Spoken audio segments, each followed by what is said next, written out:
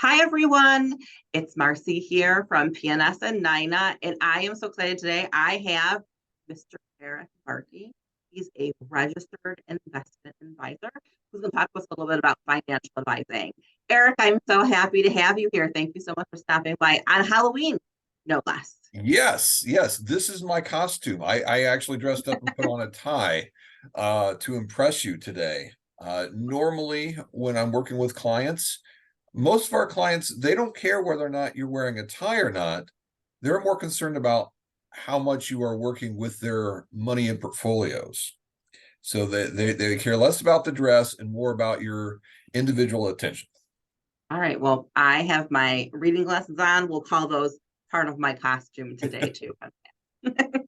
So let us start out with a really very simple sort of question, but what exactly does an investment advisor, a financial advisor do? What is your job? Great question. Our job is to help a individual or a small business plan and save for their future retirement. That can become a very interesting journey. And most people are a little intimidated when they're approaching a financial advisor. It is a two-way street, a two-way conversation when you're looking for a financial advisor. You want to make sure it's the right fit. And a lot of people are sometimes concerned about, oh, I don't have enough to start off with. And that can be a challenge. And depending on who you go to, that is a challenge. I don't really want to name names here, but we did acquire a client that went to a brick and mortar establishment, but because she was only starting with $1,000, it was too small for them. So we went ahead and accepted that and encouraged her, okay, contribute on a monthly basis to help build it up. Mm-hmm. And so you don't have to start huge, but you're wanting to get into the habit of on a monthly basis, putting some money away. So what would be, let me ask you this, what are some good questions to ask when you're looking for a financial advisor? How do I vet you or screen you, or how do I know that you'll be compatible with what my goals are as well? Absolutely. It's a simple conversation, just like you and I are having now. You are, and I would say I'd be very upfront and honest with the advisor, saying, hey, look, I'm in the market for an advisor. I have got approximately this much to put to work. I'm interested to have a conversation with you. Are you willing to have a conversation with me? Let's start off there. Some people might have higher minimums and just say, no, I'm sorry, you just don't qualify. You want to understand when you're going to an investment advisor how they get compensated. Compensation is very important. We have to pay the bills. And so there are typically two different types of compensation. One is a fee-based advisory fee, which is based as like a percentage of your money. Another is commission-based, where they are selling you a product and they're getting commission off of that. There could be a hybrid where they're getting some of each. There is a new trend of a subscription-based service where you're paying so much per month just to have access to them to answer questions. So understanding how that works is important so that you can make sure you can feel comfortable saying, yes, I like that model, or I no, I don't care for that. That's uncomfortable. I'd like to do something different. That makes sense. Now, when it comes to, we talked about $1,000, and some companies will take that in, some don't. Is there a minimum, and do I need to come to you with a chunk of money, or could I say, hey, I can give you $25 a month, or do I need to save $25 a month, and then when I get to $1,000, bring it to you? Does it depend on the financial advisor? How would that work? Great question. I would typically say, anything under $1,000, it's very hard to invest or diversify. So that's a challenge. So a person should be able to, okay, let's start the habit, save $25 a month, put it into a savings account, put it into a piggy bank on their own, get into that habit. That way, when they're going to the advisor saying, okay, hey, I'd like to start off this account and I'd like to contribute so much per month on a regular basis, because they've already used to that. And so that's very beneficial. A lot of people don't understand the power of the time of how long the investments work. And the earlier you start to invest, the better. Sure. I just had an example on Monday, and this is a real life example. A 19-year-old kid came to us with $2,500. He's switching jobs, and so he was rolling some stuff over.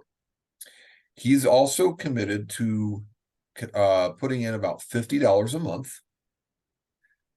Plus, we added in some other for his 401k for his new job. We ran some numbers. And of course, remember, he's got the advantage. He's 19. 40 plus years later, when he's starting to retire, his account originally looked like he, with just the $50 a month, went up to $195,000, $196,000 by the time he retires. If we took in consideration about the $120 he'll contribute with the 401k money at the job, it jumped up to $560,000. Now, Wow, imagine that's being able to amazing. tell a kid who's 19, this is what you might have in the future because you're starting so young. And Mhm. that's the message. Don't put it off. It But is it really ever does that. really too late? I guess that's another question. For a lot of people, they didn't plan accordingly, right? Or they lived paycheck to paycheck, and that $25 wasn't feasible. But now they're a little bit more established in life. Maybe they're in their 30s or 40s or 50s, and they think, okay, well, I know it's late, but is this a better late than never situation? Yes. All Yes, right, I it's like to put it always, out that way. yeah, it's always better later than never. Okay. But that's also the conversation to have with the advisor, is saying, okay, I'm looking at retirement in 5 years, and I might need some money a little bit to substitute with what Social Security or other pension programs you might be retiring in. And so that helps give the advisor a goal, saying, okay, well, let's see if we can't work with this goal. And in 5 years, maybe be able to generate some income to help offset what you're needing for retirement. And that's, again, another conversation to have with the advisor. Okay. Now, here's a tough question. My dad pores over his investment papers. They come every single month, looks at it, see what's going on, grumbles a little bit when they go below. I, on the other hand, don't look at any of my investments till my financial advisor calls me once a year and says, hey, you want to review? And I say, sure.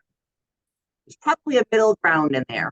How often should we really be looking? Because we know what the economy is like, right? It's sort of volatile, goes up and down. How often should we really be looking at what our investment portfolio, looks like? Should we be looking at it every month? Should we look at it quarterly, yearly? What's a good time frame to kind of keep on track with that? Great question. It's a little bit challenging on that. A lot of our own clients don't really look at the statements except for on a quarterly basis when they come out. A lot of clients just are trusting in us to do what's best for them in their portfolio. And that's a very heavy burden, and we're honored with that. They also understand that a watch pot never boils, and they understand that the market can fluctuate. Sure. And we have a long-term outlook. And so when the market goes down, yeah, they're not too happy with that, but they understand that there is volatility and we have a longer term goal.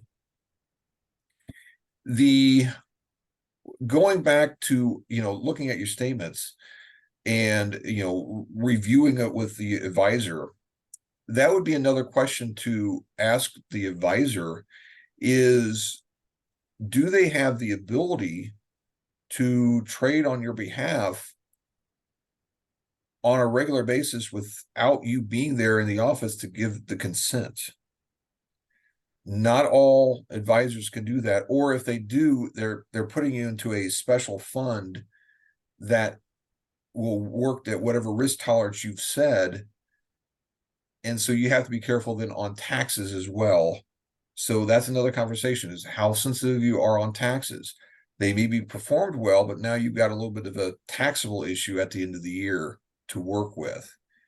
So again, it's another question to be asking is, okay, can they trade on a daily basis on your behalf for when the market goes down 300-400 points? That's a buying opportunity. Sometimes stuff is on sale. We like stuff on sale. We love stuff on sale. Exactly. My wife loves, oh, it's on sale. I saved so much money. Great.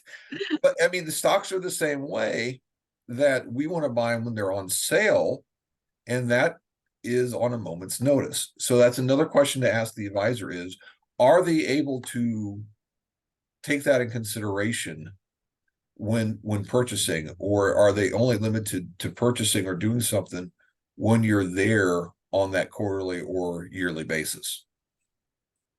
So we hear a lot about, what it's like for elderly population, right? The high cost of living and medications and health insurance, and how many of them are not prepared for being in that position, right? For the amount of money that they have to pay on that sort of monthly basis.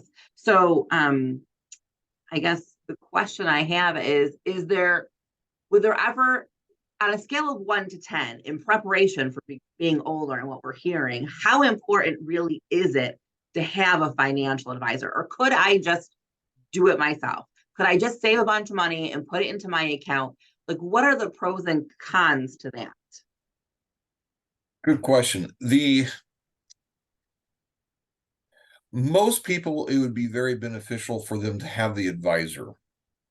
An advisor takes a emotional step out of the equation, and we can think long term. And so when something happens like COVID hit in 2020, the market went down 25%. So imagine having a portfolio of, say, $100,000 that you've worked and slaved and saved, and now you see all of a sudden within a 3-month time period, it dropped down to $75,000. Would you as an individual have the conviction to hold on to it? Because by the end of the year, it had regained, depending on how that portfolio was managed. So an advisor can take that emotional step out of it and keep you focused on the longer term. People can certainly do it themselves. I have a cousin who's a doctor. He likes doing it himself, but he's used to researching and understanding the positions in the companies. And he'll probably spend an hour plus a week reviewing his positions or reviewing the companies to make sure they're performing well.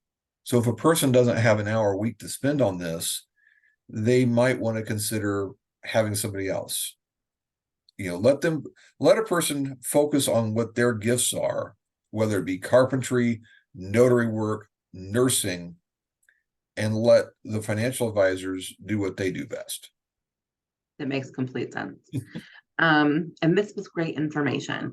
I want to give you the opportunity to leave us with a few parting words. Is there anything that I didn't ask that I should have? Any information that you want to throw out there to anyone who's watching? Now, I should say this, Mr. Barkey, you are available for anyone who would want to reach out to you. You are national, correct? Regardless of what state they're in, they can reach out and discuss with you what they'd like to do in their financial planning. Okay. Yes, I am located in Virginia, Shenandoah Valley, very beautiful.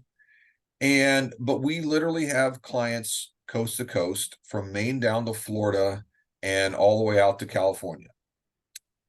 Most of our clients we personally know in some form or fashion, or had some connection, some family, and then they grow referrals, that type thing.